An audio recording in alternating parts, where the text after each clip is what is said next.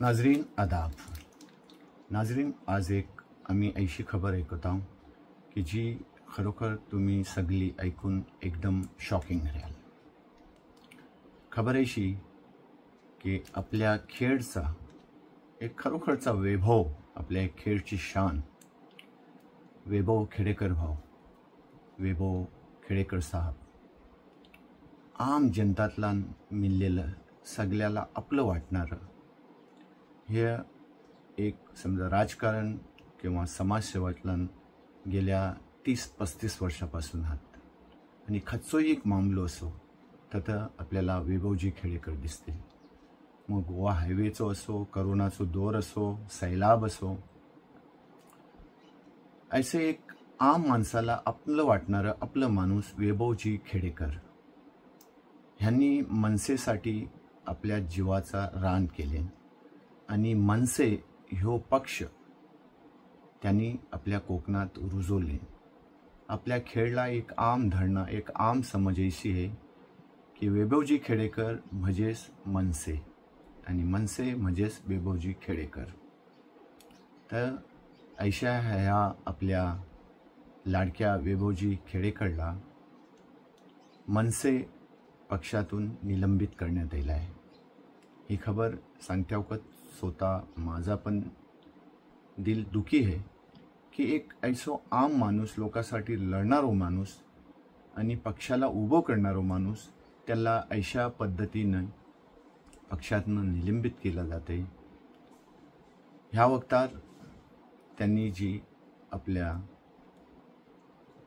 व्यथा त्यांनी पेश केले आणि आपल्या सगळ्याला सांगले, त्यांच्या डोळ्यात आंसू होतं आणि त्यांच्या काही एक आम सगळ्या आपल्या खेळवासियांच्या डोळ्यात पण आज आंसू आहेत। खैर, वक्त येतं जातं, आम्ही आणि आमची दुआ वैभवजी खेडेकरच्या संगात आहे की त्यांचो पुढचो जो सफर आहे तो बेहतरीन बनो।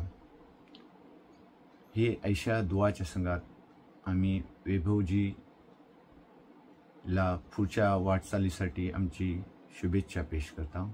पेश आहे ह्या वक्तार त्यांनी जी आपली मानलेली व्यथा आपल्या दिलचं खयालात आणि आपल्याला किती भारी दिलानी त्यांनी हे सांगले। पेश आहे त्या वक्तारचो हे रिपोर्ट। यस सुरू कर। यस नमस्ते बोला। नमस्कार सर्व पत्रकार मित्रांचं। मी महाराष्ट्र नवनिर्माण सेना म्हणणार नाही, माझे ते बरेच वर्ष माझ्या तोंडात आहे, परंतु तुमचं सर्वांचं मी स्वागत करतो। खरं तर आपल्याला ह्या ठिकाणी तात्काळ किंवा लगेच आपल्याला या ठिकाणी बोलण्याचं कारणच तसं आहे। काल आजच आता थोड्या वेळापूर्वी सोशल मीडियावरती माझ्या आणि सगळे जिल्हाध्यक्ष संतोषजी नलावडे, अविनाशजी सौंदळकर आणि सुबोधजी जाधव, रायगड रत्नागिरी जिल्हाध्यक्षांची पक्षातनं हकालपट्टी करण्यासंदर्भातलं किंवा बडतर्फ करण्यासंदर्भातलं पत्र मी वाचलं। खरं तर अतिशय मला दुःख झालं या सगळ्या गोष्टीचं। खरं तर हे पत्र माझ्यासमोर आहे। माझ्या 20 वर्षाच्या निष्ठेचं सर्टिफिकेट आहे। गेली 20 वर्ष आणि त्यापूर्वी विद्यार्थी सेनेमध्ये 12 वर्षाचं 30 वर्ष आयुष्याची मी सन्माननीय राजसाहेब ठाकरे यांच्या चरणी या ठिकाणी अर्पण केली होती आणि अनेक आंदोलनं असतील, अनेक मोर्चे असतील, अनेक जेलवारे असतील, या संदर्भात मी सातत्यानं अग्रेसर राहिलो किंवा त्या संदर्भात मी रस्त्यावरती उतरलेलो आहे। पक्षाला देखील सातत्यानं यश मिळवून देण्याचा माझा या रत्नागिरी जिल्ह्यामध्ये किंवा कोकणामध्ये प्रयत्न राहिला आहे। या कोकणामध्ये पक्षाची बीजं मी प्रत्येक घरात रुजवलेली आहेत। खेड नगरपालिका सातत्यानं 15 वर्ष महाराष्ट्र नवनिर्माण सेनेकडे राहिलेली आहे। जनतेतनं थेट नगराध्यक्ष देखील निवडून महाराष्ट्र नवनिर्माण सेनेचा आलेला आहे। पंचायत समितीचे सदस्य महाराष्ट्र नवनिर्माण सेनेचे सदस्य निवडून आलेले आहेत। दापोली नगरपंचायतीमधले नगरसेवक देखील महाराष्ट्र नवनिर्माण सेनेचे निवडून आलेले होते. चिपळूण नगरपालिकेमध्ये देखील महाराष्ट्र नवनिर्माण सेनेचा झेंडा त्याकडे रोवला गेलेला आहे. आणि सातत्यानं या रत्नागिरी जिल्ह्यामध्ये पर्यायाने कोकणामध्ये संघटन वाढवण्याचा मी प्रयत्न केलेला आहे. पक्ष म्हणून या कोकणावरती आलेले संकट असतील किंवा या कोकणावरती झालेले आघात असतील, या संदर्भात मी सतत लोकांशी जोडून राहिलेलो आहे. कोरोना महामारीमध्ये राजसाहेबांना आदर्श वाटेल असं काम मी या कोकणामध्ये लॉकडाऊनच्या कालखंडामध्ये जीवाची पर्वा न करता केलेलं आहे. याची कोकणची जनता साक्षी आहे. आणि म्हणून या सगळ्या लोकसेवेच्या माध्यमातून पक्ष तळागाळापर्यंत जावा, पक्ष रुजावा आणि या ठिकाणी महाराष्ट्र नवनिर्माण सेनेचा आमदार निवडून यावा, ही भूमिका माझी होती. खर तर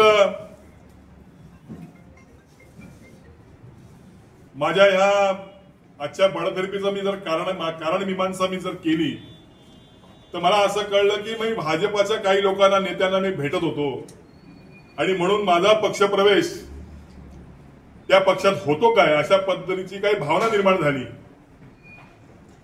आणि मग त्याच्या अनुषंगाने माझी हकालपट्टी झालेली आहे. खरं तर असा कोणताही हेतू माझ्या मनात नव्हता. मी काल या कोकणाचे आपले मंत्री नितेशजी राणे यांच्याकडे भेटलो, हे सत्य आहे. त्याला कारणही तसंच आहे. आमच्या पुण्यामधले माझे सहकारी गणेशजी पाटील तिथल्या राजकीय परिस्थितीमुळे त्यांची तळीपारी काढलेली होती. त्यांना तळीपारी ह्या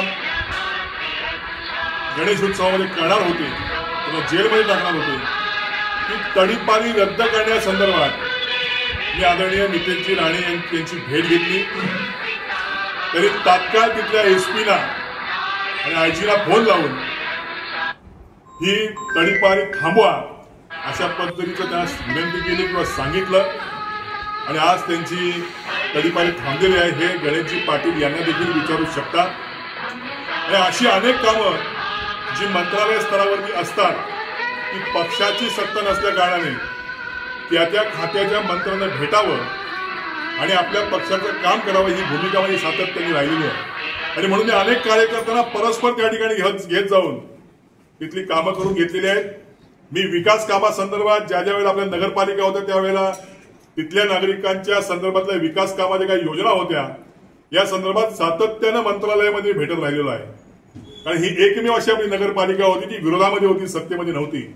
आणि म्हणून आपल्या लोकांशी आपला वास्ता असल्या कारणाने किंवा लोकांशी आपला शब्द असल्या कारणाने तो विकास होणं महत्वाचं असल्या कारणाने सत्ता त्यांना भेटणं अपेक्षित होतं आणि म्हणून त्या ठिकाणी मी भेटत होतो. मला वाटतं या संदर्भातच गैरसमज निर्माण झाले असावेत असं मला वाटतं. आणि म्हणून गेल्या 2 महिन्यापासून मी ह्या सगळ्या गोष्टीचा खुलासा करण्यासंदर्भात सन्माननीय राजसाहेब यांची भेट मागत होतो.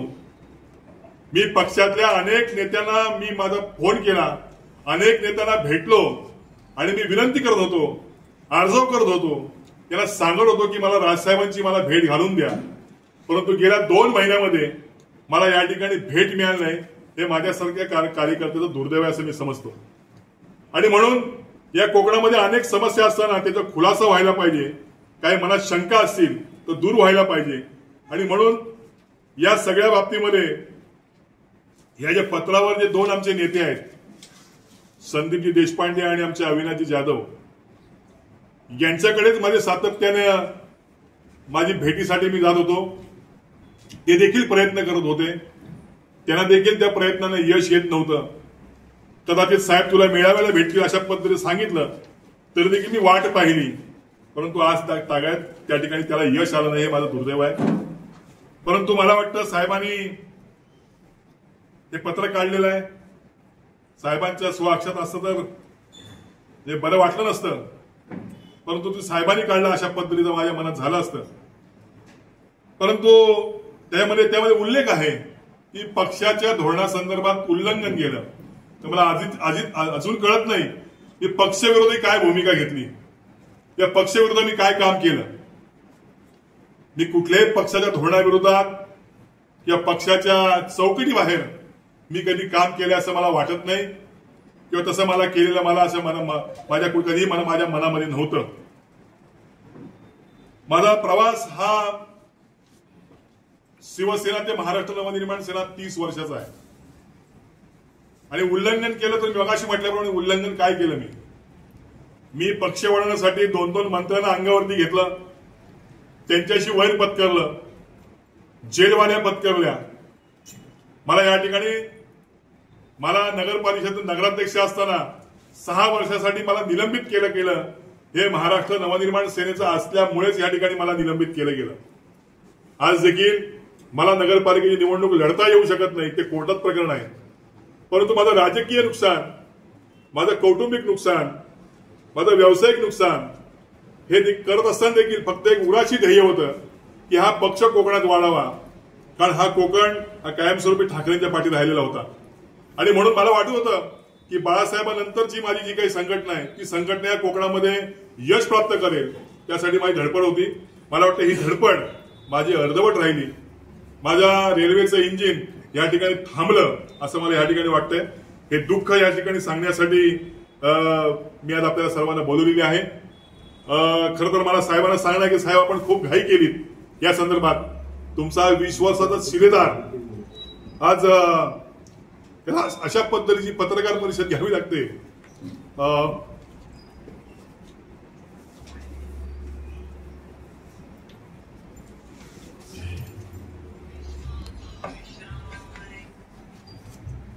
याचं वाईट वाटत आहे, परंतु आलेल्या प्रसंगाला तोंड द्यायचं हे राजसाहेबांनी आम्हाला शिकवलेलं आहे. आणि म्हणून मी आलेल्या प्रसंगाला धीरानं तोंड देईन. एक मला या ठिकाणी सांगावं असं वाटतं की हे सगळे माझे सहकारी आज माझ्या बरोबरती आहेत. ज्यांना मी घडवलंय, ज्यांना मी ह्या राजकारणामध्ये आणलंय, हे सगळे सहकारी आज माझ्या बरोबरती आहेत. याचा मला सर्वस्वी आनंद आहे. परंतु राजसाहेब, तुम्ही कालही मनात होतात, आजही आहात आणि भविष्यात देखील मनात राहाल असं या ठिकाणी सांगतो. धन्यवाद.